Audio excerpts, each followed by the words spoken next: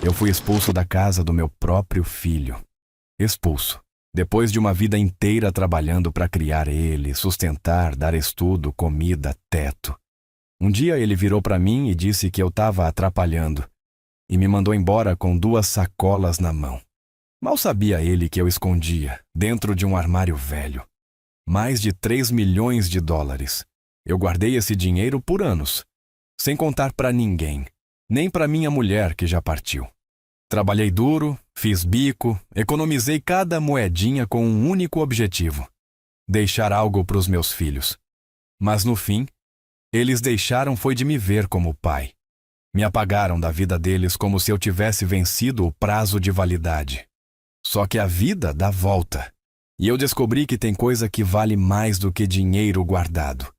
É respeito, é perdão, é dignidade. Então faz assim. Escuta essa história até o fim. Compartilha com quem precisa ouvir isso hoje. E depois me conta qual parte dela tocou teu coração de verdade. E me diz também, tá me ouvindo de qual cidade desse Brasilzão? Sabe, meu filho, chega uma hora na vida da gente que a única coisa que sobra é o silêncio. E vou te contar, o silêncio pode gritar mais alto que qualquer palavra. Meu nome é Amadeu. 76 anos, bem vividos, mal entendidos. Fui pedreiro a vida inteira. Daqueles antigos que tiravam prumo no olho e confiavam mais no espírito da parede do que em régua de engenheiro. Aprendi com meu pai, que também aprendeu com o pai dele. Família de mão calejada. Comecei novo, carregando lata de cimento com 13 anos. E fui assim, de obra em obra. Levantando prédio, fazendo casa, ajudando gente que nem sabia meu nome, mas que morava no que eu construí. Acordava antes do sol, café preto, pão com margarina e vambora. Sol no pescoço, areia no olho e calo no pé. Mas sabe? Nunca reclamei. Trabalho nunca foi peso. Quando a gente acredita que está construindo alguma coisa de verdade. E foi num desses dias, no meio de uma obra lá em Uberaba, que eu conheci a Silvinha. Ela apareceu lá com um grupo da igreja, trazendo suco e pão para as crianças da obra. Pequenininha, cabelo preso num coque meio torto, e um sorriso que desmontava qualquer um. Fiquei ali, com cimento na testa e vergonha no rosto, tentando parecer importante com a colher de pedreiro na mão. Casamos 2 anos depois. Ela era enfermeira, trabalhava num postinho de saúde. Cuidava de gente como quem reza. A casa era simples. 2 cômodos, um fogão a lenha no fundo e uma rede amarrada entre as colunas da varanda. Mas era ali que a vida morava. Veio o Daniel primeiro. Parto complicado, cesariana. Madrugada tensa. E quando colocaram aquele menino nos meus braços, eu tremi feito vara verde. Depois veio a Marta. Parto mais calmo, mas um choro que anunciava força desde o começo. Criar 2 filhos com salário de pedreiro e enfermeira não foi fácil, não. Mas nunca deixamos faltar o mais importante. Abraço, comida quente e o exemplo. Silvinha era o coração da casa. Cantava enquanto cozinhava, costurava a própria roupa, escrevia bilhetinho e colava na porta da geladeira. Seja leve, mesmo quando tudo for pesado. Ela tinha dessas frases, que ficavam ecoando dias depois. Eu passava o dia fora, mas fazia questão de estar em casa à noite. Ajudava com as tarefas, contava histórias inventadas, brincava de faz de conta com a Marta, dava conselho pro Daniel. Pelo menos eu achava que dava. Com o tempo, o Daniel foi ficando diferente. Mais calado, mais fechado, sempre com um caderno na mão, lendo escondido no canto. Eu achava que era só coisa de menino estudioso. Mas talvez fosse mais que isso. Marta não. Marta era minha parceira. Me seguia no quintal, queria aprender a mexer no cimento, me ajudava a pregar tela de galinheiro. Pai, quando eu crescer, quero ser igual ao Senhor. Aquilo valia mais que qualquer diploma. Os anos passaram. Daniel passou numa faculdade federal em Belo Horizonte. Direito. Um orgulho. Fiz uma vaquinha na obra, vendi minha bicicleta e fui com ele fazer a matrícula. Lembro do olhar dele naquele dia. Não era alegria. Era uma mistura de ansiedade com pressa, como se ele só quisesse sair dali logo. Nunca me disse obrigado. Mas tudo bem. Eu entendia que cada um ama do seu jeito. Silvinha se orgulhava. Dizia que ele ia mudar o mundo, e eu acreditava, mesmo que ele já tivesse começado a se afastar da gente. A Marta casou jovem, teve 2 filhos. Morava a 10 ruas da minha casa. Me visitava todo domingo, trazia pão de queijo, café coado e sentava na varanda comigo, às vezes só para ficar em silêncio. Aí veio o baque. A Silvinha começou a cansar fácil. Primeiro a pele amarelou, depois os exames acusaram o pior: leucemia. Foram 2 anos de hospital, consulta, quimioterapia, reza e lágrima escondida. Eu fazia tudo. Dava banho, cozinhava, limpava a casa e fingia que estava tudo bem. Mas por dentro, eu estava afundando. Daniel veio visitá-la uma única vez. Ficou menos de 20 minutos. Disse que estava com a agenda apertada. Silvinha sorriu, agradeceu e depois que ele saiu, chorou baixinho no meu ombro. Ela partiu numa manhã fria, segurando minha mão e sussurrando: "Cuida deles, tá?" Eu cuidei, do jeito que pude. Mas o vazio, esse ninguém cuida por você. Depois da morte dela, minha rotina virou sobrevivência. Acordar, comer, olhar o portão, torcer por alguma ligação e guardar dinheiro. Sim, guardar dinheiro. Mesmo com a aposentadoria pequena, eu ainda fazia uns serviços. Muro, calçada, uma pintura aqui e ali. Um cliente americano que eu ajudei em Goiás gostou tanto do meu trabalho que me pagava em dólar. Disse que era uma forma de agradecer pela honestidade. Guardei tudo, no fundo falso do armário da Silvinha. Ali, junto das lembranças dela. Era como um segredo entre nós dois. 3 milhões de dólares. Contados, separados, escondidos. Mas não era por ganância. Era amor. Eu imaginava os filhos um dia encontrando aquilo e dizendo: "Ele pensou na gente, mesmo depois de tudo." Só que a idade chegou com cobrança. O joelho falhou, a visão escureceu, a memória começou a falhar. A Marta tentava ajudar, mas com 3 filhos pequenos e um marido doente, ela já tinha demais no prato. Foi aí que o telefone tocou. Era o Daniel. A voz dele estava diferente, mais leve, quase gentil. "Pai, estava conversando com a Laura, e a gente pensou, por que o senhor não vem morar com a gente um tempo? A casa é grande. O Pedro ia adorar te conhecer melhor." Fiquei sem fala. Eu, que já tinha me acostumado a ser esquecido, estava sendo lembrado. Me preparei como se fosse uma viagem. Separei as melhores camisas, meus remédios e um casaco que a Silvinha me deu antes de morrer. Fechei a casa com cuidado e antes de sair, toquei no armário, no fundo falso, e sussurrei: "Calma, seu momento vai chegar." Fui para a casa do Daniel com o peito cheio de esperança. Quando cheguei, vi uma casa linda, parecia de revista. Tudo automatizado, espelhado, perfumado. A esposa dele me cumprimentou com um sorriso educado. Frio. O neto, Pedro, me olhou de cima a baixo, curioso e desconfiado. Eu pensei: tudo bem, é só o começo. Amanhã melhora. Mas às vezes, meu filho, o que parece um recomeço é só a porta de entrada de um novo tipo de solidão. E é por isso, meu filho, que eu te digo: nem todo abraço que a gente espera chega, mas todo silêncio que a gente escuta ensina. Agora me conta, você acha certo tudo isso? E aproveita, comenta aí. Tá me ouvindo de onde? De qual cantinho desse Brasil tá chegando essa nossa conversa? Voltando pro assunto, eu cheguei na casa do Daniel com o coração acelerado, mas a alma esperançosa. Era como se eu tivesse 20 e poucos anos de novo, indo para um trabalho novo, sem saber direito o que esperar. A mala estava leve, o corpo nem tanto. Trouxe umas roupas ajeitadas, um par de botas confortáveis e aquele casaco grosso que a Silvinha me deu antes de morrer. O único que ainda me fazia sentir abraçado. A casa dele era um negócio de outro mundo. Moderna, cheia de brilho, espelho nas paredes, planta no chão sem terra, dessas artificiais que nunca morrem, mas também nunca têm cheiro. Os móveis pareciam cenário de revista, tudo automático, digital. E eu, ali no meio, com o pé rústico da roça e o coração pesado de lembrança.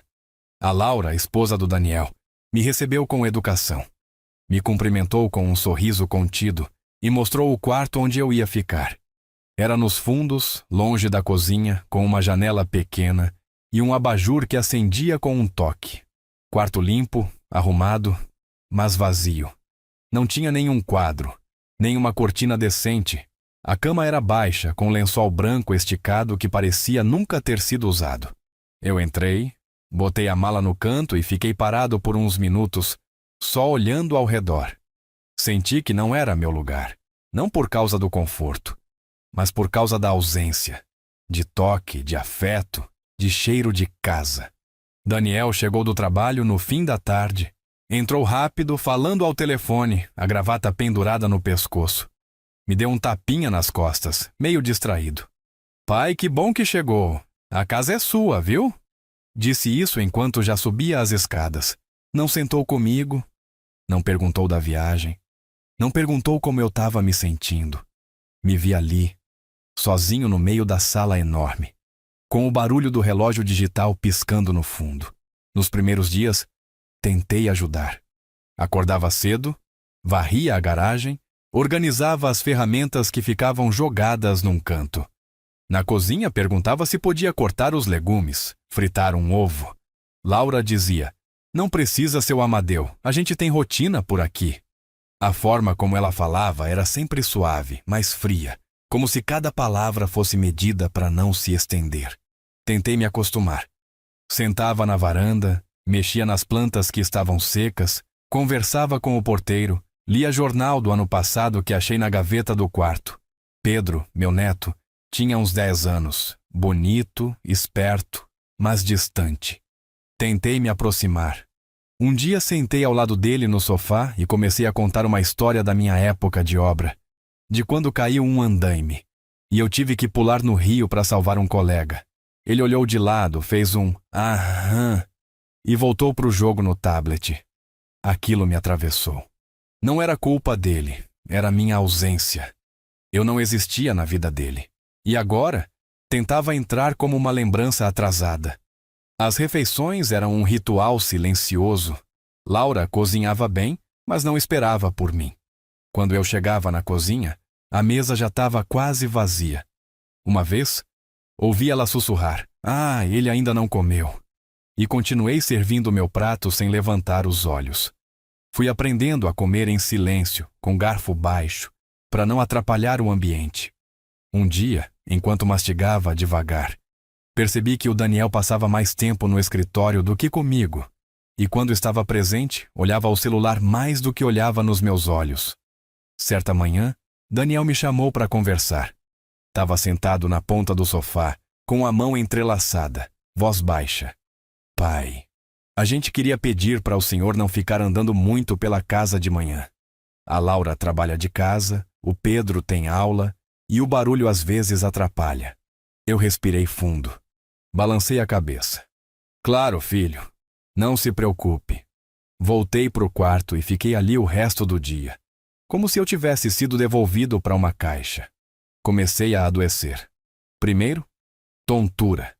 Depois, uma queda no banheiro. Bati o ombro, doeu por dias. Fomos ao hospital. Daniel me deixou na recepção. "Qual seu plano de saúde, senhor?" perguntou a moça do balcão. Eu não soube responder. Tentei ligar para o Daniel.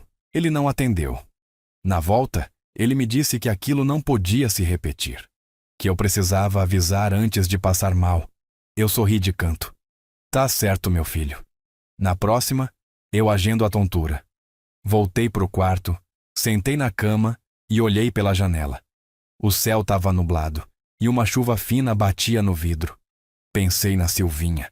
Pensei na nossa cozinha simples, na luz amarelada da lâmpada velha, no cheiro do feijão no fogão de lenha.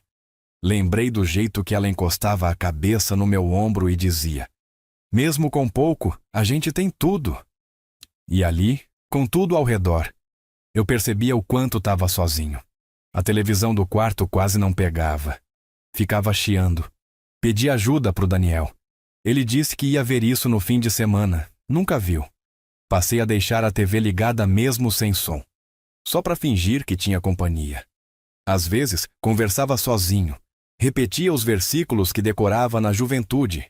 Lia a Bíblia, página por página. Um dia li algo que me acertou como martelo. Não vos esqueçais da hospitalidade, pois sem a saber, alguns hospedaram anjos. E me perguntei, será que algum dia eu já fui esse anjo? Será que algum dia eles vão perceber quem eu sou? Comecei a sonhar com minha casa antiga, com o armário da Silvinha, com o envelope escondido atrás da madeira falsa. 3 milhões de dólares, guardados por mais de 20 anos. Ninguém sabia, nem Daniel, nem Marta. Eu não queria que soubessem, porque se um dia soubessem e me tratassem diferente, eu ia saber que nunca foi por mim. Tive vontade de contar, muitas vezes, mas sempre travava, porque se mudassem o olhar, o tom de voz, o toque, eu ia saber que o amor deles não existia, só a expectativa. Uma noite, saí do quarto para beber água. Escutei sem querer uma conversa na sala. Laura dizia: ele é um bom homem, mas está atrapalhando. A rotina mudou, o Pedro não está dormindo direito. E se acontecer alguma coisa? Daniel respondeu: vamos esperar mais umas semanas. Se não melhorar, vamos ter que achar uma solução. Voltei para o quarto sem fazer barulho. Deitei com a cabeça cheia e o coração vazio. Pela primeira vez em anos, eu desejei desaparecer. E foi ali que eu percebi. Não era só sobre ficar ou não na casa. Era sobre não caber mais na vida de quem você ajudou a levantar. Os dias naquela casa foram ficando mais silenciosos. Mas não era o silêncio bom de quando a Silvinha cochilava na rede depois do almoço e eu ficava ouvindo os passarinhos no quintal. Era um silêncio duro, gélido. Um silêncio que não deixava espaço nem para o pensamento repousar. Eu acordava todo dia com a esperança de que alguma coisa mudasse. Que o Daniel descesse as escadas, sentasse comigo no sofá, me perguntasse sobre o passado, ou dissesse simplesmente: pai, tô feliz do Senhor estar aqui. Mas não. Cada dia era igual ao outro. As conversas eram curtas, os olhares ainda mais. Eu tentava puxar assunto, mas ele parecia sempre com pressa. Um e-mail para responder, uma ligação, uma reunião importante. Nunca tinha tempo. E quando tinha, parecia não saber o que fazer com ele. Teve uma manhã em que resolvi varrer a entrada da casa. O jardim estava cheio de folhas secas e achei que podia fazer alguma coisa útil. Peguei a vassoura que ficava atrás da porta e fui varrendo de canto em canto, tentando não fazer barulho. Mas Laura apareceu na varanda e me olhou com aquele olhar que mistura susto e irritação. Seu Amadeu, pode deixar que o jardineiro venha amanhã. O senhor vai acabar se machucando. Eu sorri, com educação, e disse que estava tudo bem. Guardei a vassoura e voltei para o quarto. O quarto.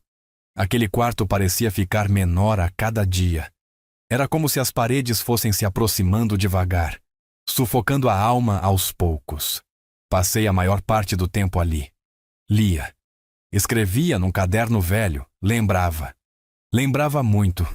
Às vezes fechava os olhos e revivia o cheiro da cozinha da Silvinha, o barulho do rádio ligado no programa de moda de viola, o calor da panela de pressão soltando aquele chiado conhecido. Ali, naquela solidão moderna, até o chiado de uma panela fazia falta. Um dia, escutei a voz do Daniel vindo do escritório. A gente precisa resolver isso, Laura. Não tá funcionando. Ele tá ficando isolado e eu não sei lidar. Ela respondeu num tom mais seco. Você que trouxe. Eu avisei. A rotina mudou. O Pedro tá reclamando. A gente precisa pensar na nossa casa. O que mais doeu não foi o que foi dito. Foi o jeito. Como se eu fosse um móvel fora do lugar. Uma peça que não encaixa mais na sala. No dia seguinte, Daniel me chamou para conversar. Dessa vez ele desligou o celular, sentou na minha frente, cruzou os braços e disse com a voz embargada, mas firme: Pai, eu queria agradecer por ter vindo, por ter confiado em mim, mas a gente percebeu que tá difícil manter a rotina com o senhor aqui. A casa ficou apertada, a logística tá complicada, e eu acho que talvez o melhor seja o senhor voltar para sua casa, pelo menos por um tempo, para reorganizar tudo. Marta pode te ajudar, né? Fiquei em silêncio por um tempo. Olhei nos olhos dele. Não vi maldade, mas também não vi afeto. Vi cansaço, desconforto. Vi alguém que preferia não estar ali dizendo aquilo. Respirei fundo. Claro, filho. Se for melhor para vocês, tudo bem. Tentei sorrir. Mas por dentro, eu estava sendo desmoronado. Não era raiva. Era uma tristeza antiga, funda, como se a alma estivesse voltando para um lugar escuro que conhecia bem. Comecei a arrumar minhas coisas naquela mesma tarde. A mala que cheguei trazendo esperança. Agora era preenchida com roupa dobrada de tristeza. Laura me ajudou a colocar algumas peças em sacolas plásticas. Leva esse casaco também, seu Amadeu. Vai esfriar. Agradeci, mesmo sem querer. Daniel chamou um carro de aplicativo. Disse que já tinha falado com a Marta, que ela ia me esperar. A despedida foi seca. Pedro nem saiu do quarto. Laura disse boa viagem, como quem se despede de um hóspede que passou tempo demais. E Daniel? Daniel me abraçou, mas foi aquele abraço de um braço só, tapinha nas costas, como se quisesse que acabasse logo. Entrei no carro e só falei pro motorista. Rua 3, número 18. Casa com muro descascado. Portão que range. O caminho até minha casa parecia mais longo do que nunca. As ruas passavam rápido pela janela, mas dentro de mim, tudo se movia devagar. Como se o tempo tivesse parado naquele sofá onde ele me disse que era hora de eu ir. Quando o carro parou, desci com a sacola numa mão e a mala na outra. Olhei para o portão enferrujado, para o mato crescendo na calçada, para o papel velho de propaganda preso na grade. Era minha casa, mas parecia que eu nunca tinha estado tão longe de casa. Empurrei o portão com força. Ele rangeu como sempre. Entrei, acendi a luz. Uma das lâmpadas queimadas, a outra piscando. O cheiro de mofo tomava conta. A umidade tinha subido pelas paredes. As plantas estavam mortas. Mas ali, pelo menos ali, ninguém ia me mandar embora. Fui até o quarto, sentei na cama e respirei fundo. Olhei em volta. Toquei no braço da poltrona antiga da Silvinha. Abri a gaveta onde ela guardava as cartas. E então encostei na madeira do armário, no fundo falso. O envelope ainda estava lá, intacto, pesado. 3 milhões de dólares. Eu o peguei na mão, sentei na cama e fiquei olhando para ele. Era como se eu segurasse toda a minha história ali. Cada tijolo levantado, cada madrugada trabalhada, cada calo que abri, cada lágrima engolida. Pensei em tudo o que poderia ter feito com aquilo. Pensei em doar, em viajar, em investir. Mas nada daquilo importava. O que eu queria, o que eu sempre quis, era algo que dinheiro nenhum compra. Presença, reconhecimento, respeito, amor. Fiquei ali sentado por um bom tempo. A luz piscando em cima da minha cabeça. O envelope no colo. A casa em silêncio. Mas era um silêncio meu. Um silêncio honesto. Um silêncio de quem não precisa fingir. Ali, mesmo sozinho, eu era mais gente do que tinha sido nos últimos meses naquela casa tão grande. Mais tarde, Marta chegou. Me deu um abraço apertado, desses de verdade. Trouxe pão de queijo, suco de laranja, um cobertor lavado. Pai, o senhor não merecia passar por isso. Eu sinto muito. E eu só disse: tá tudo bem, filha, eu tô em casa. Naquela noite, dormi mal, mas dormi com dignidade. O tipo de sono que vem depois de muita pancada. Acordei de madrugada, fui até a cozinha, esquentei um pouco de leite no fogão velho e sentei na cadeira de madeira da Silvinha.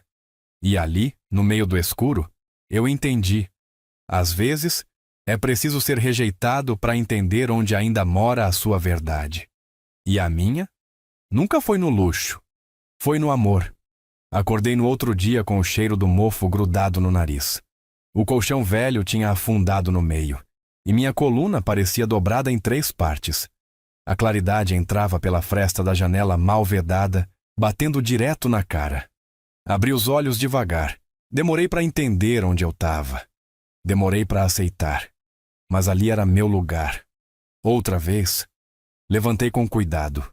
Os joelhos doíam, os ombros travados.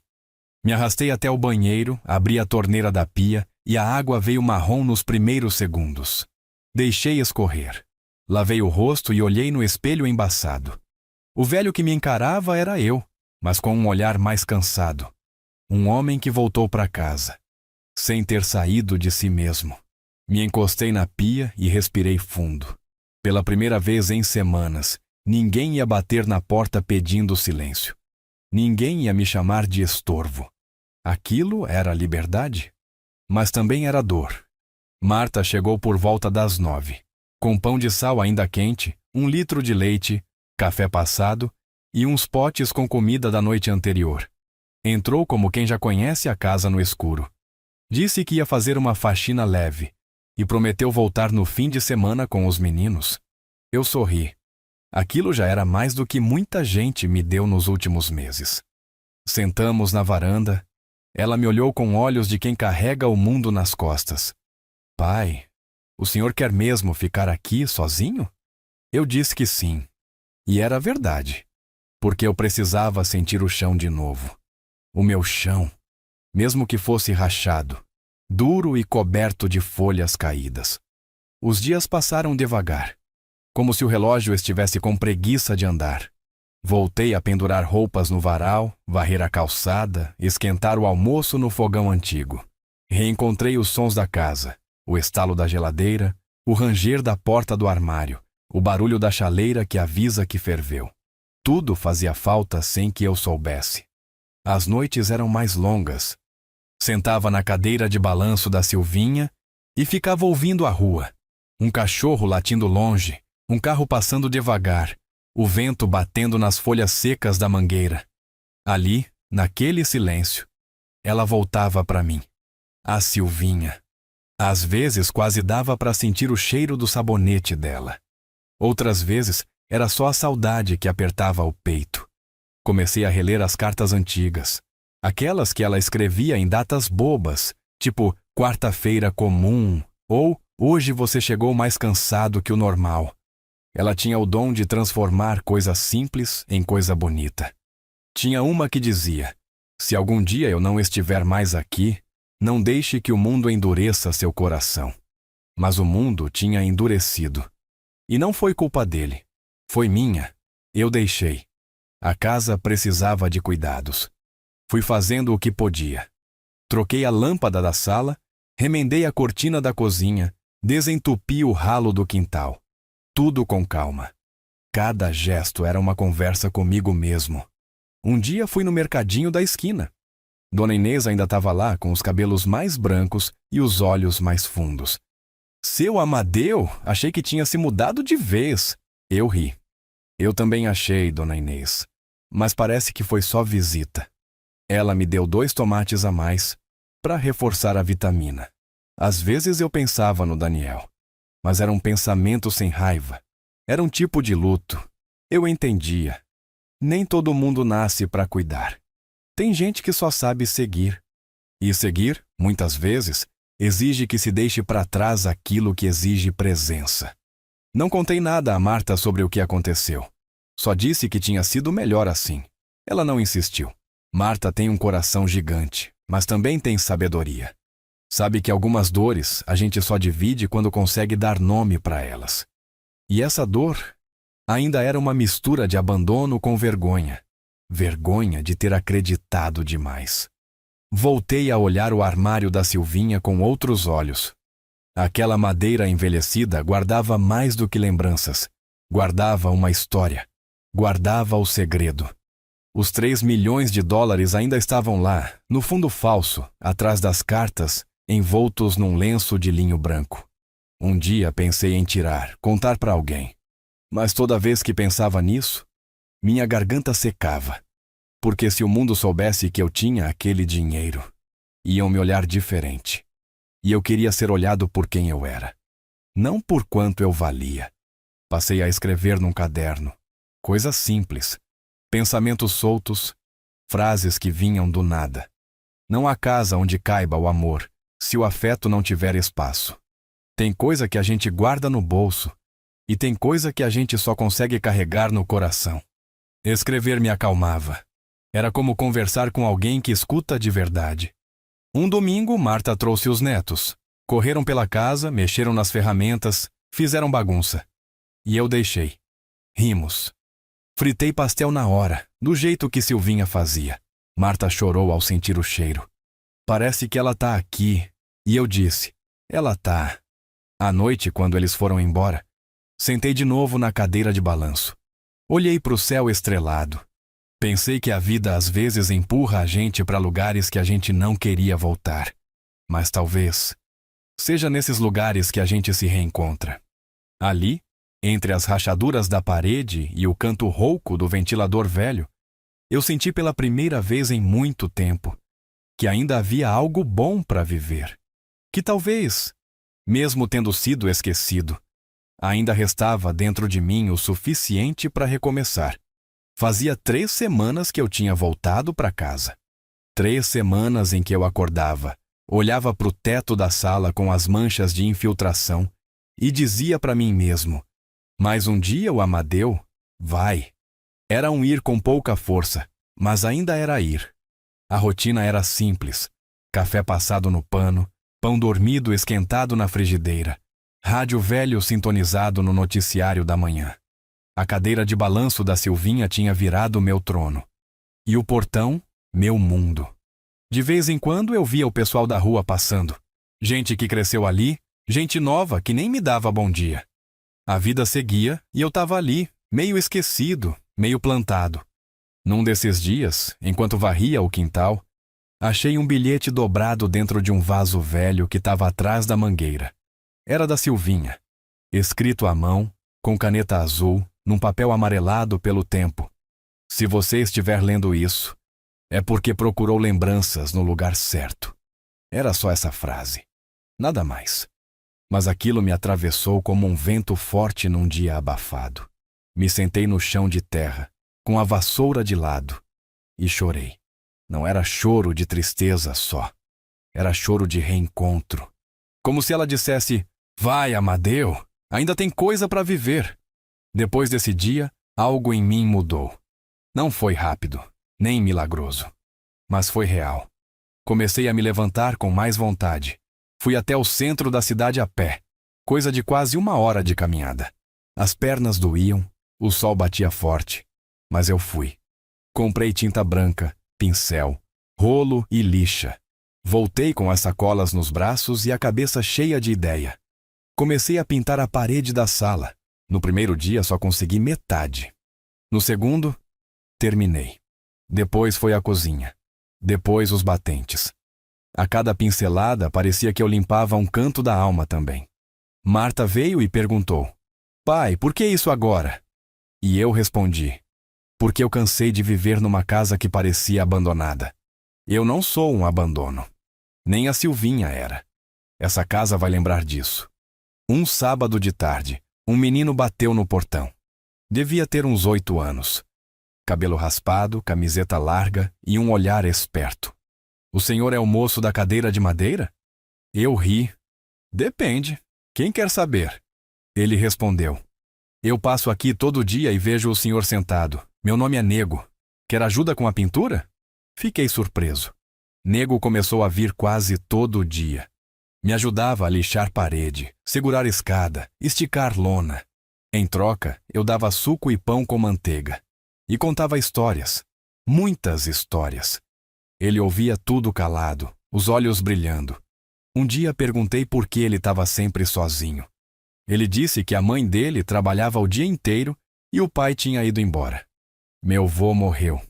E o senhor parece com ele, só que com mais paciência. Aquilo me desmontou. Nego virou parte da rotina. Me ajudou a pintar o muro da frente, plantamos umas mudas na calçada. A casa foi ganhando cor e meu peito ar. À noite eu escrevia mais. No caderno velho, anotava pensamentos que pareciam sopros da Silvinha. Mesmo que tudo desabe, ainda tem jeito de levantar tijolo por tijolo. A gentileza de verdade é aquela que não precisa de plateia. Escrever virou oração. Marta passou a vir com mais frequência. Começou a perceber a mudança. Pai, o senhor está diferente. Eu disse. Não é diferente, filha. É só que eu voltei. Ela entendeu. Trouxe livros da biblioteca, me ensinou a mexer num celular antigo que sobrou lá da casa dela. Comecei a mandar áudio para ela, pros netos. A voz deles, mesmo gravada, era como visita dentro do coração. Numa tarde, fui mexer na caixa de ferramentas e achei um porta-retrato quebrado. Era uma foto minha com Daniel, de quando ele tinha uns 12 anos. Nós dois deitados na rede, sorrindo, de verdade. Passei o dedo na imagem. Pensei em escrever para ele, dizer que estava tudo bem. Mas desisti. Às vezes, o silêncio é resposta suficiente. Talvez um dia ele voltasse. Talvez não. Mas eu não ia esperar. Voltei ao armário. Ao fundo falso. Ao segredo. Peguei o envelope nas mãos. Pesava. Pesava o conteúdo. E a história por trás. Sentei na cama, fiquei olhando. Por um momento cogitei rasgar tudo. Mas não por raiva, por liberdade. Só que não consegui. Aquele dinheiro tinha valor, sim, mas não pelo que ele comprava.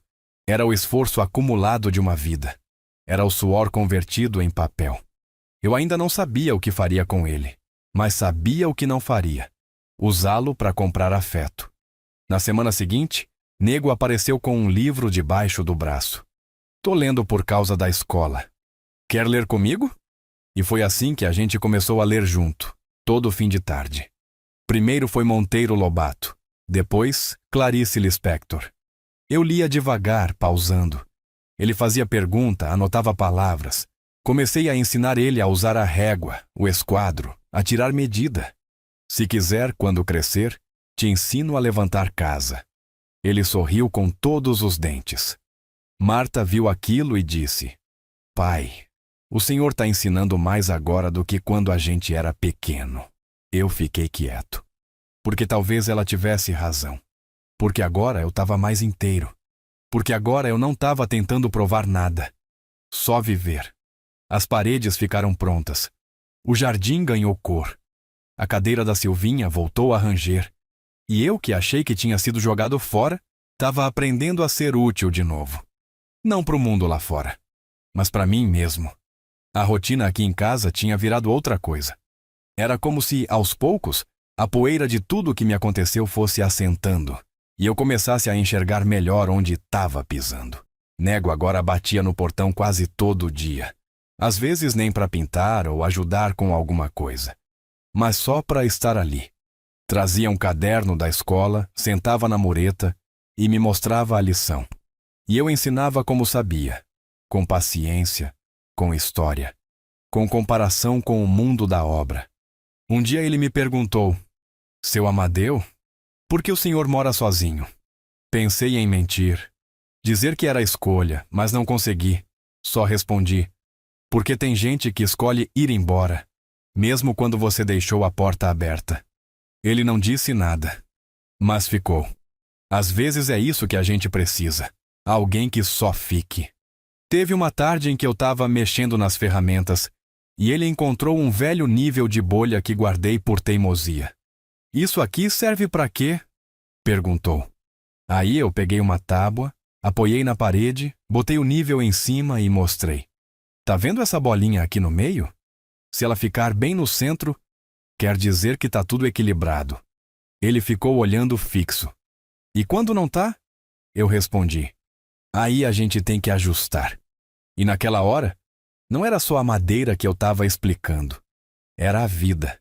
Comecei a ensinar mais coisas. Como usar um metro, como medir ângulo, como entender o peso de um martelo antes de levantar. Ele aprendia rápido. E eu descobria que ensinar Era quase como deixar parte da gente ali, um pedaço do que a gente foi, sobrevivendo em outra pessoa.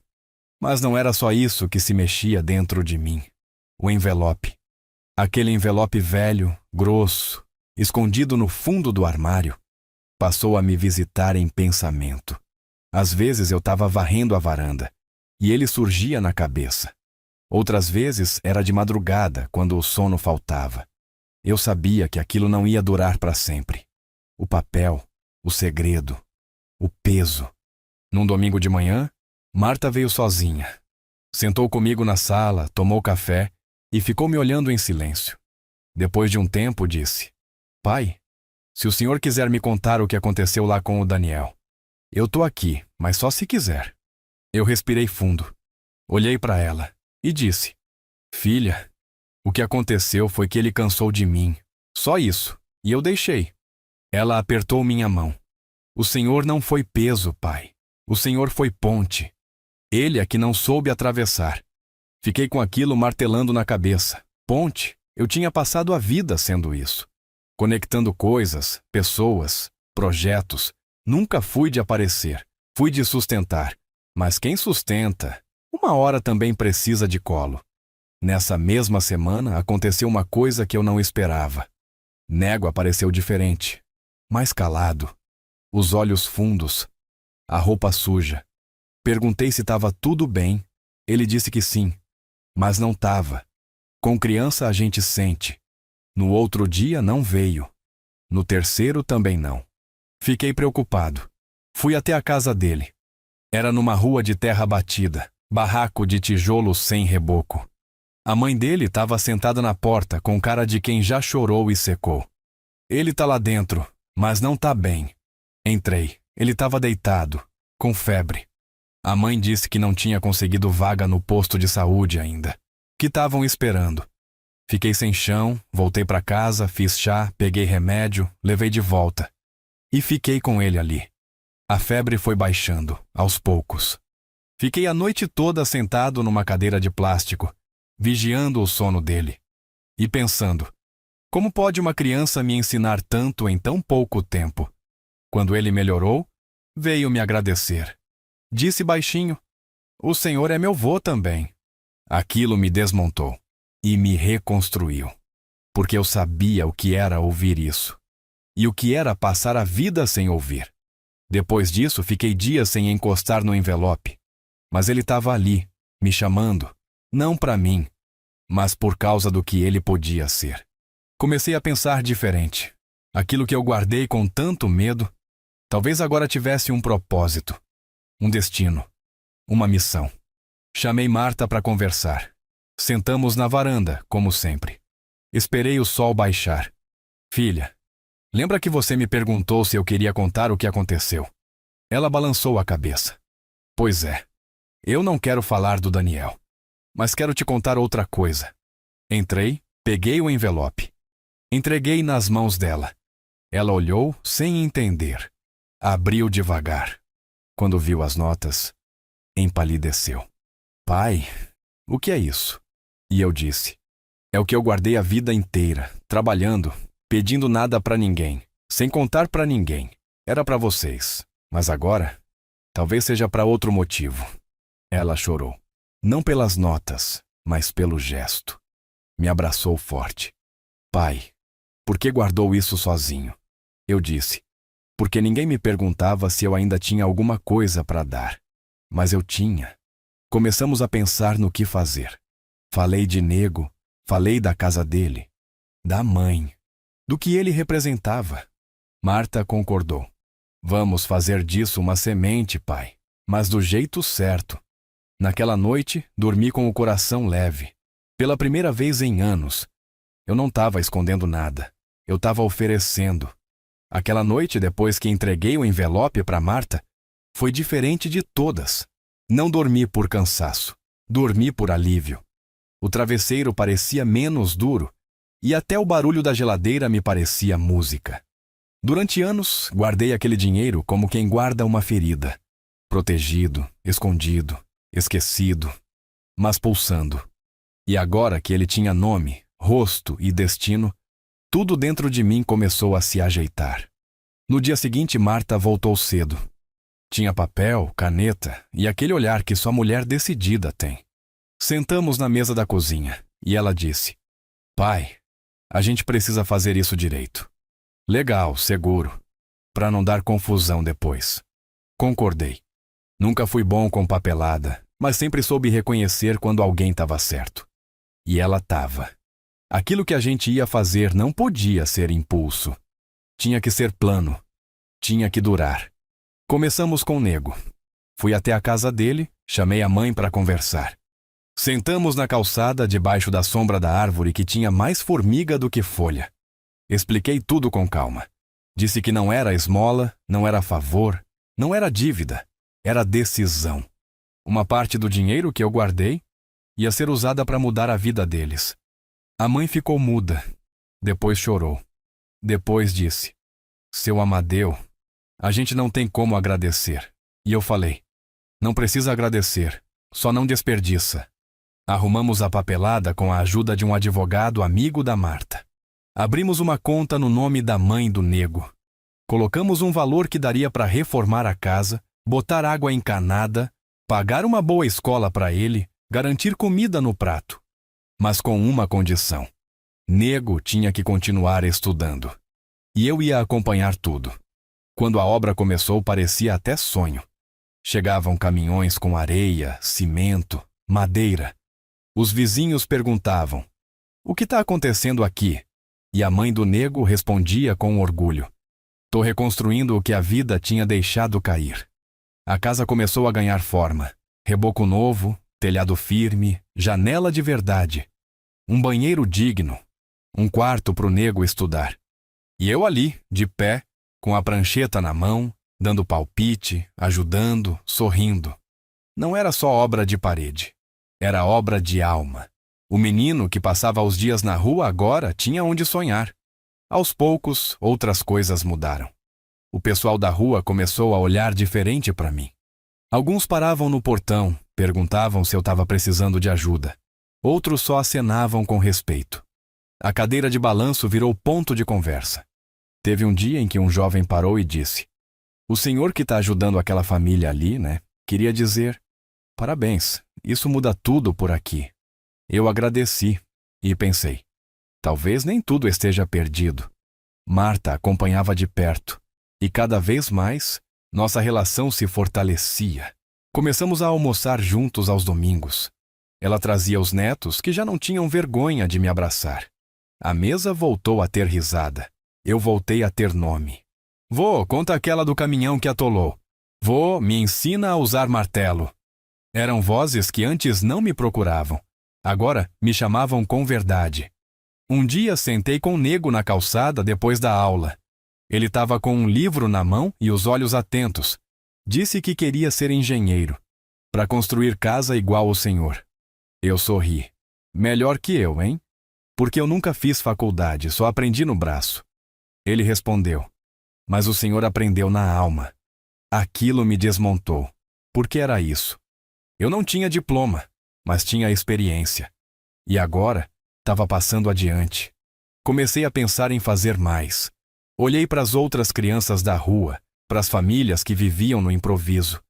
Não dava para mudar o mundo todo, mas dava para plantar mais coisa boa. Chamei Marta de novo. Filha, e se a gente criasse uma coisa maior? Um fundo, uma pequena associação, para ajudar quem precisa, mas com acompanhamento, educação, saúde, base. Ela me olhou com os olhos cheios. Pai, o senhor quer deixar um legado? E eu respondi: Não quero deixar, quero começar, enquanto ainda estou aqui. Nos meses seguintes, criamos um projeto com o nome da Silvinha. Fundação Dona Silvinha, construindo dignidade. Registrado, legalizado, com a ajuda de gente que acreditava. Usamos mais uma parte do dinheiro. Mantivemos em segredo de quase todo mundo. Era coisa nossa, silenciosa, mas firme. Como a fé que ela tinha nas coisas simples. Com o tempo, comecei a receber cartas. Crianças agradecendo pelos materiais escolares.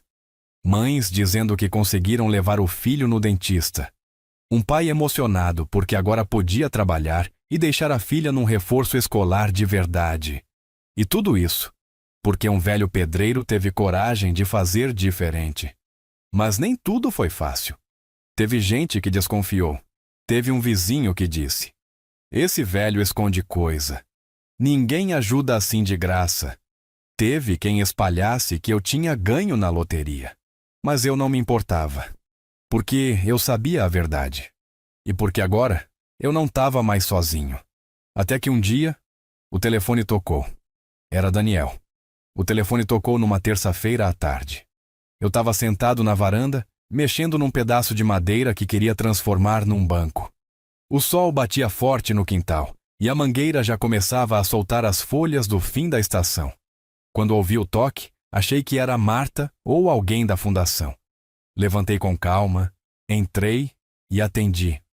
A voz do outro lado veio sem cerimônia, mas também sem raiva. "Pai, é o Daniel." Só isso. Como se não fizesse anos desde a última vez que a gente se olhou nos olhos. Fiquei mudo por uns segundos. O silêncio entre nós dois disse mais do que qualquer palavra podia dizer. Até que eu consegui responder: "Oi, filho?" A voz saiu mais firme do que eu esperava. Ele disse que queria conversar, que tinha pensado muito, que precisava me ver. Eu não disse sim logo de cara. Disse que ia pensar. E desliguei. Fiquei olhando para o telefone por um tempo, pensando se era orgulho o que eu estava sentindo, ou proteção, porque não era raiva. A raiva já tinha passado. O que ficou foi o cuidado comigo mesmo, a vontade de não me colocar de novo no lugar de quem espera. Mas no fundo, também tinha curiosidade. Por que agora? Por que depois de tudo? Contei para Marta. Ela ficou surpresa, mas não disse nada que tentasse me convencer para um lado ou outro. Só falou: "Se o senhor for, vai com o coração inteiro, sem dívida, sem se diminuir." Eu entendi. E decidi ligar de volta. Marcamos para o sábado à tarde, aqui em casa. Não queria ir até ele. Se queria conversar, que viesse onde tudo começou. Passei a semana com o peito apertado. Cada barulho na rua fazia meu coração disparar. Pensei em cancelar. Pensei em escrever uma carta. Pensei em fingir que nada disso estava acontecendo. Mas não fiz. Continuei minha rotina. Cuidei das plantas, orientei o pessoal da fundação, li com o nego, fiz bolo com Marta. O mundo não parava por causa da minha ansiedade. Sábado chegou. Vesti minha camisa azul, aquela que Silvinha gostava. Passei um pouco de água de colônia no pescoço, penteei o cabelo ralo com cuidado. Era quase um ritual.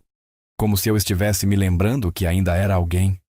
Daniel chegou às 4h20. Desceu do carro devagar. Camisa social dobrada no cotovelo. Celular no bolso. Olhou a casa, o jardim, a pintura do muro. Parecia não reconhecer tudo que via. Parou no portão e eu acenei da varanda. Ele entrou sem pressa. Nos abraçamos de forma breve, sem aperto demais. Mas foi abraço. Sentamos à mesa da cozinha. Bolo de fubá, café recém-passado, cheiro de casa viva. Ele olhou em volta, respirou fundo. "Pai, eu quase não reconheci aqui. Tá tudo tão bonito." Eu sorri. A casa estava quieta demais. Resolvi conversar com ela um pouco. Ficamos em silêncio mais uma vez. Ele olhou para a xícara, mexeu o café com a colher. Depois levantou os olhos. "Pai, eu errei." Aquilo me pegou de surpresa. Não por não esperar, mas por finalmente ouvir. Ele continuou. "Eu achei que estava ajudando quando te levei para minha casa, mas eu te tratei como problema, como incômodo. E isso não tem desculpa." Eu não disse nada logo. Deixei ele falar. Porque quem cala muito, quando resolve falar, precisa de espaço. Laura achava que era temporário. Eu também. E a verdade é que a gente não soube lidar com a presença de alguém que nos lembrava daquilo que não conseguimos ser. O Senhor sempre foi firme, presente, forte. E eu me escondi na desculpa do tempo, da correria, da rotina. Mas o que eu fiz foi te abandonar, pai. E eu sei disso. O café já tinha esfriado. A tarde começava a ficar cor de cobre. Eu respirei fundo. Disse: Você me magoou, Daniel. Não por me mandar embora, mas por me esquecer quando eu mais precisava lembrar quem eu era. Ele baixou a cabeça. Eu sei. E depois, com a voz quase falhada: Eu sinto muito. Aquela frase me atravessou. Porque pedir perdão exige coragem. E perdoar também. Ficamos mais um tempo em silêncio. Depois começamos a conversar sobre outras coisas. A fundação, Nego, as cartas que eu escrevia. Ele ouviu tudo com atenção. De vez em quando perguntava detalhes. Vi nos olhos dele algo que há muito tempo eu não via. Escuta, interesse. Não falamos do dinheiro, em momento algum. E eu fiz questão disso, porque aquele momento não era sobre isso. Era sobre o que sobrou mesmo depois da quebra. E o que sobrou era amor. Quando ele foi embora, me abraçou mais forte. Posso voltar mais vezes? Eu disse: A casa é sua, Daniel. Sempre foi. O que não pode mais acontecer é você sair daqui de novo com o coração fechado. Ele prometeu que não ia. Naquela noite, escrevi no meu caderno: Perdoar não é esquecer, é lembrar sem dor. É olhar para o outro e ver que ele ainda pode ser melhor do que foi. E dormir com paz. Depois daquele sábado, Daniel passou a aparecer. Primeiro foi no domingo seguinte, trazendo pão de queijo e suco de uva. Coisa simples, mas que dizia muito. Sentou na varanda, conversou com Marta, brincou com os sobrinhos. Até varreu a calçada comigo. Ficou sem saber onde guardava a vassoura no fim. Sorri. Ainda bem que você não esqueceu como se varre. Ele respondeu com um sorriso tímido. Tô reaprendendo, pai. Muita coisa. Os dias foram passando e ele voltava sempre que podia. Às vezes com o Pedro, que ainda era meio tímido, mas aos poucos começou a se soltar. Teve uma tarde em que ele sentou na minha cadeira de balanço. Eu ia dizer para levantar, mas deixei. Era simbólico. Era bonito. Era como se ele ocupasse um espaço que estava vago desde que eu fui embora daquela casa grande onde ninguém me via. Mostrei para Daniel o caderno onde eu escrevia. Ele leu com cuidado. Essas frases aqui. Pai, isso é quase um livro. Eu ri. É só minha cabeça tentando não ficar parada. Ele olhou sério, mas devia estar no mundo. E pela primeira vez, eu acreditei que talvez sim. Que aquela dor escrita podia virar semente na vida de mais alguém. Um dia levei ele até a casa do Nego. A reforma já estava quase toda pronta. A pintura finalizada, os móveis simples mas novos, a pia com água corrente. A mãe dele nos recebeu com sorriso e abraço. Esse aqui é o Daniel, meu filho. Ela apertou a mão dele. Prazer, doutor. Seu pai mudou a nossa vida. Daniel me olhou. Eu vi nos olhos dele o choque. Não de inveja, mas de realidade. Sentamos no sofá da sala. Nego veio mostrar o caderno da escola todo anotado. Tirei 9 em matemática, vô. Eu levantei a mão para um soquinho. Agora só falta aprender a fazer conta de obra. Daniel riu. Ele é bom nisso? Eu respondi. Tá virando um engenheiro de respeito. O menino se encheu de orgulho. Na volta para casa, Daniel ficou calado por um tempo. Depois disse: Pai, eu não fazia ideia. Eu só respondi: Você nunca perguntou. Ele assentiu. Eu achava que o senhor só queria ficar quieto, que tinha cansado do mundo. Eu parei de andar. Eu cansei sim. Mas depois descobri que o mundo não cansa da gente quando a gente tem o que oferecer. Ele me olhou. E o senhor tem, muito. Mostrei a ele a sede da fundação.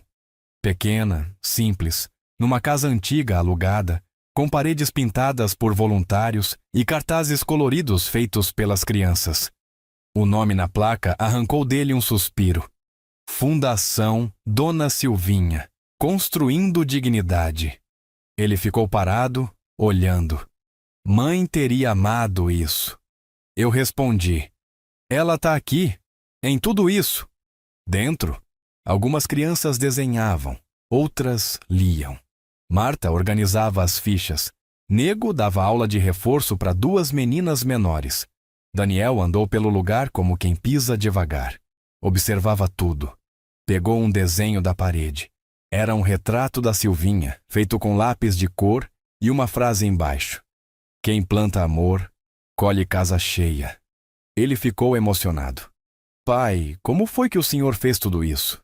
E eu disse: "Com tempo, com silêncio e com o que sobrou de mim." Ele sentou. Pediu para ouvir mais. E eu contei. Contei do início, das cartas, das noites vazias, do dia que achei o bilhete no vaso. Não falei do dinheiro ainda, porque não era a hora. Era dia de falar de história, de motivação, de aprendizado. Naquela noite, ele dormiu na casa da Marta. No dia seguinte, voltou cedo. Ajudou no quintal, leu com o nego e ficou até depois do almoço. Depois que todos foram embora, ele ficou. Sentamos na cozinha. Ele parecia inquieto. "Pai, eu tô diferente desde que vim aqui e queria te pedir uma coisa." Eu esperei. Queria fazer parte disso também. Não como forma de reparar o que fiz, mas porque eu realmente quero. Porque eu acredito. Eu segurei a emoção. "Tá preparado para ouvir sem controle? Para servir sem recompensa? Para não ser o centro de nada?"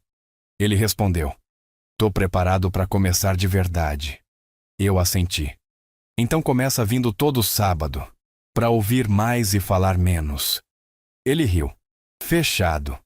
Antes de ir embora, ficou parado perto do armário da Silvinha. Olhou pensativo. "Pai, esse armário me lembra ela. Sempre pareceu guardar mais do que roupa." E eu disse, quase sem pensar: "Você não faz ideia." Voltou-se para mim. "Como assim?" Eu balancei a cabeça. "Um dia, Daniel, quando você entender que o valor das coisas não está no que elas escondem, mas no que elas transformam." Ele não insistiu. E eu soube que ainda não era hora, mas estava perto. Naquela noite, escrevi mais uma frase no meu caderno: "Quando o perdão abre a porta, o amor começa a arrumar a casa." Era fim de tarde. A luz atravessava as frestas da janela, como se a própria casa respirasse alívio. Fazia semanas que Daniel vinha todo sábado, ajudava na fundação, sentava comigo na varanda, escutava as histórias das crianças, conversava com o nego. O Pedro já me chamava de vô sem que ninguém precisasse pedir. Marta dizia que a família estava diferente. E eu, no fundo, sabia. A diferença não estava só neles, estava em mim também. A ferida ainda existia. Não cicatrizou fácil, mas o remédio veio. Veio com o tempo, com o gesto, com o silêncio respeitado e com o abraço demorado. Daniel agora me olhava nos olhos. E mais que isso, ele me via. Foi numa dessas tardes de sábado que decidi. Não por impulso, mas por certeza. Chamei os dois, Marta e Daniel. Esperei o café coar. Servi com calma. Bolo de milho, como Silvinha gostava. Eles sentaram. Me olharam com aquela expressão que só filho faz quando sente que o pai vai dizer algo sério. "Eu quero contar uma coisa para vocês. Uma coisa que guardei por muitos anos. Mais de 20. Daniel franziu a testa. Marta ficou em silêncio, com a xícara perto da boca, sem beber. "Lembra daquele armário da sua mãe, Daniel?" Ele assentiu. "Pois é. Atrás daquela madeira fina, no fundo, tem um espaço. Falso. Lá dentro tem um envelope. Sempre teve, com dinheiro. Muito dinheiro." Eles se entreolharam, surpresos. "Quanto, pai?" Marta perguntou. "Mais de 3 milhões de dólares." O silêncio foi absoluto. Nem o vento se atreveu a interromper. Eu guardei isso ao longo da vida. Parte veio de um trabalho que fiz fora do país. Parte fui juntando com bico, com esforço, com fé. Nunca contei para ninguém, nem para sua mãe. Eu queria que isso fosse um dia algo para vocês. Daniel quebrou o silêncio. "Pai, por que nunca falou nada?" "Porque eu queria que, quando soubessem, não fosse o dinheiro que guiasse a relação entre a gente. Eu precisava saber quem vocês eram, sem isso no meio. E hoje eu sei." Marta chorava, silenciosa. Daniel me olhava como quem vê um mundo novo. "E por que contar agora?" Ele perguntou. Eu respondi: "Porque agora eu vejo vocês prontos. porque agora eu não tenho mais medo do que esse dinheiro vai fazer com vocês. Fui até o armário. Abri com cuidado. Puxei a parte de trás. Peguei o envelope. Trouxe para a mesa. Eles olharam como se aquilo fosse um pedaço de milagre. Uma parte já foi usada, para a fundação, para a vida do nego, e vai continuar sendo usada, mas o resto é de vocês, com uma condição: que jamais deixem de olhar para o outro com a mesma compaixão que agora me olham. Daniel chorou. Pela primeira vez, chorou de verdade. Pai, eu não mereço isso. Eu toquei no ombro dele. Talvez não merecesse antes. Mas agora, você está tentando. E tentar já é o primeiro passo de quem quer mudar. Dividimos o dinheiro. Legalmente. Organizado com a ajuda de um contador da confiança da Marta. Parte ficou destinada à fundação. Parte foi guardada para os netos em poupanças controladas. Outra parte ficou comigo, mas não para luxo. Para viver com dignidade, com escolha, com liberdade. Com o tempo, a história começou a circular. Mas sem alarde, sem manchete. O velho pedreiro que ajudava famílias, que montou uma fundação com o nome da esposa, que ensinava crianças a usar régua e martelo. Alguns vieram perguntar: por que o senhor fez isso tudo escondido? E eu dizia: porque coisa boa não precisa de palco, precisa de propósito. Daniel se tornou voluntário fixo na fundação. Deixou um pouco da vida no escritório e começou a escutar gente de verdade. Marta virou a coordenadora do projeto. Nego, agora com 15 anos, dava aula de reforço, ajudava na contabilidade e dizia que ia fazer engenharia. Sim, senhor. E eu? Bem, eu continuei sendo o velho da cadeira de balanço. Mas agora, rodeado, escutado, respeitado. Quando passava alguém na rua, acenava com a mão. Quando uma criança errava a conta, vinha me pedir ajuda. Quando o portão rangia, era sinal de que a vida estava entrando. Outro dia, sentei com Daniel no quintal. Ele me olhou e disse: sabe, pai, eu achava que te conhecia, mas agora vejo que só estava na superfície. Eu sorri. E você? Só agora me olhou com os olhos de um filho. Fiquei pensando em tudo, na dor, no abandono, no silêncio, no dinheiro escondido, no abraço negado. E também no reencontro, no perdão, na reconstrução, no amor que não grita, mas permanece. E é por isso, meu filho, que eu te digo, nunca é tarde para recomeçar. Nunca é tarde para pedir perdão. E nunca é tarde para ser quem a gente nasceu para ser. Agora me conta, se fosse você, o que teria feito no meu lugar? E aproveita, me diz aí. Tá me ouvindo de qual cantinho desse Brasil?